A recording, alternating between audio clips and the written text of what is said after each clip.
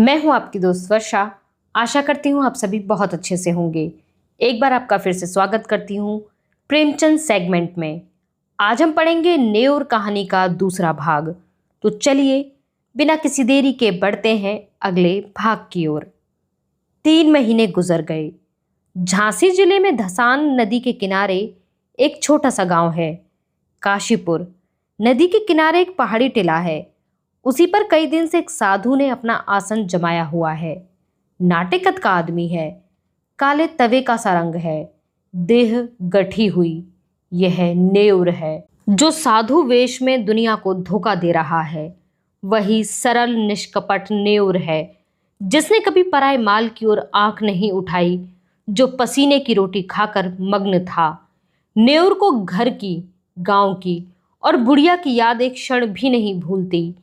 इस जीवन में फिर कोई दिन ऐसा आएगा जब वह अपने घर पहुंचेगा और फिर उस संसार में हंसता खेलता अपनी छोटी छोटी चिंताओं और छोटी छोटी आशाओं के बीच आनंद से रहेगा।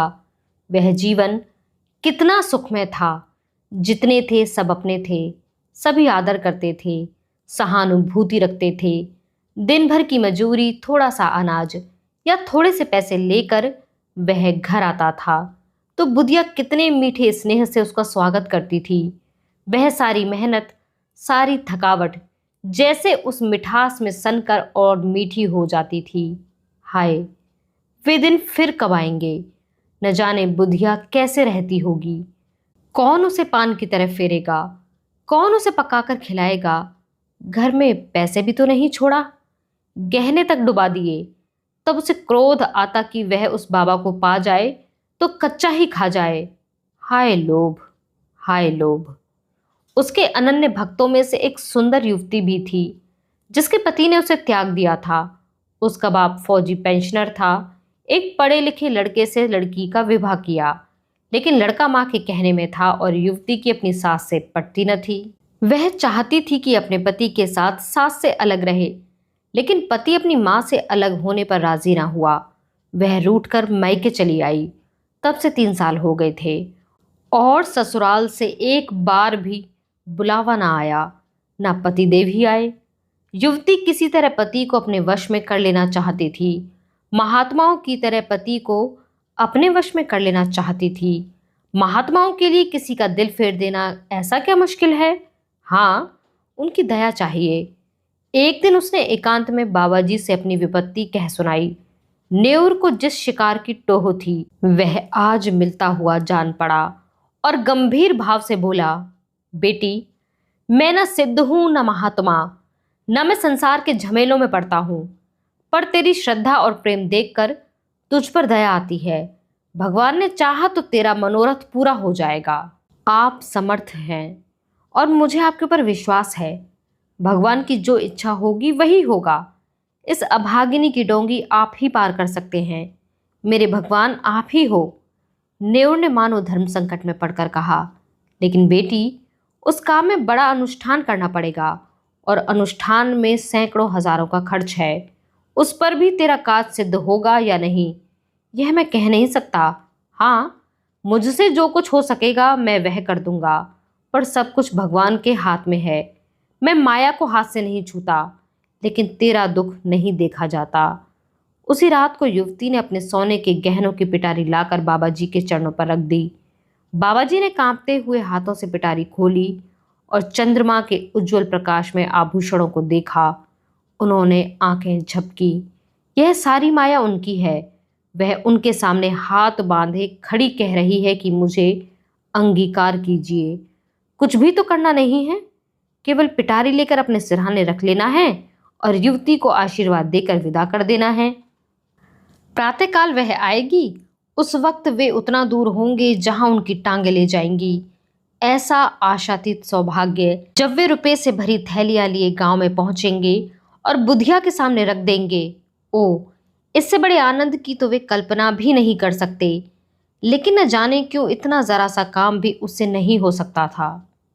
वह पिटारी को उठाकर अपने सिरहाने कंबल के नीचे दबाकर नहीं रख सकता है कुछ नहीं, पर उसके लिए असूझ है, असाध्य है। वह उस पिटारी की ओर हाथ भी नहीं बढ़ा सकता। इतना कहने में कौन सी दुनिया उलट जाती है कि बेटी इसे उठाकर इस कंबल के नीचे रख दे। जबान कट तो न जाएगी, मगर अब उसे मालूम होता है कि जबान पर भी उसका काबू नहीं है। आंखों के इशारों से भी यह काम हो सकता है, लेकिन इस समय आंखें भी बगावत कर रही हैं। मन का राजा इतने मंत्रियों और सामंतों के होते हुए भी अशक्त है, निरीह है। लाख रुपए की थैली सामने रखी हो, नंगी तलवार हाथ में हो, गाय मजबूत रस्सी के सामने बंधी हो, क्या उस गाय की गर्दन पर उसके हाथ उठेंगे? कभी नहीं। कोई उसकी गर्दन भले ही काट ले, लेकिन वह गौ हत्या नहीं कर सकता। जिस अवसर को वह 3 महीने से खोज रहा है, उसे पाकर आज उसकी आत्मा कांप रही है। तृष्णा किसी वन्य जंतु की भांति अपने संस्कार से आखिट प्रिय है, लेकिन जंजीरों से बंधे बंधे उसके नख गिर गए हैं और दांत कमजोर हो गए हैं। उसने रोते हुए कहा, बेटी, पिटारी उठा ले जाओ, मैं तुम्हारी ही परीक्षा कर रहा था, मनोरथ पूरा हो जाएगा।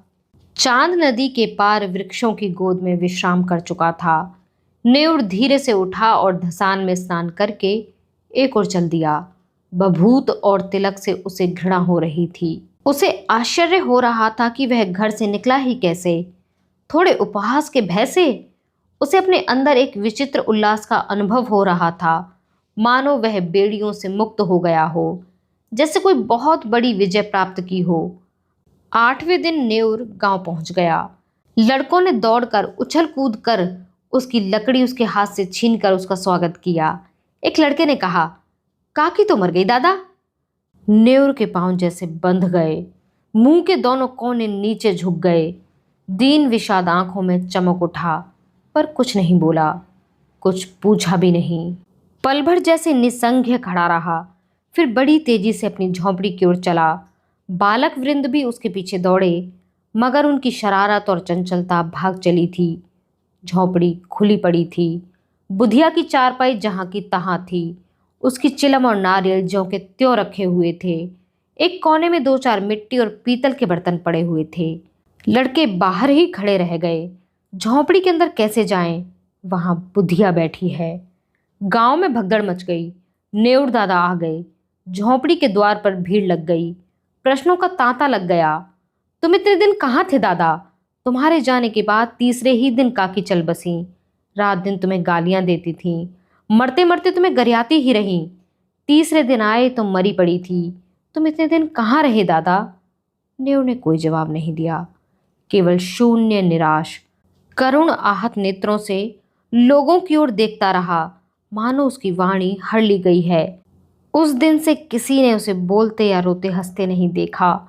गांव से आधी मील दूर पक्की सड़क है, अच्छी आदमरफ्त है।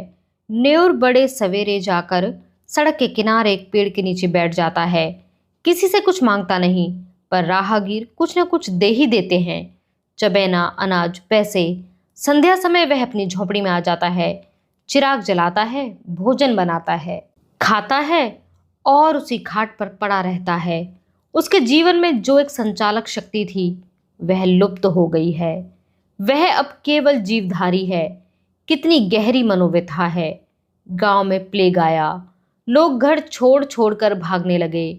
नेउर को अब किसी की परवाह न थी, न किसी को उससे भय था, न प्रेम। सारा गांव भाग गया।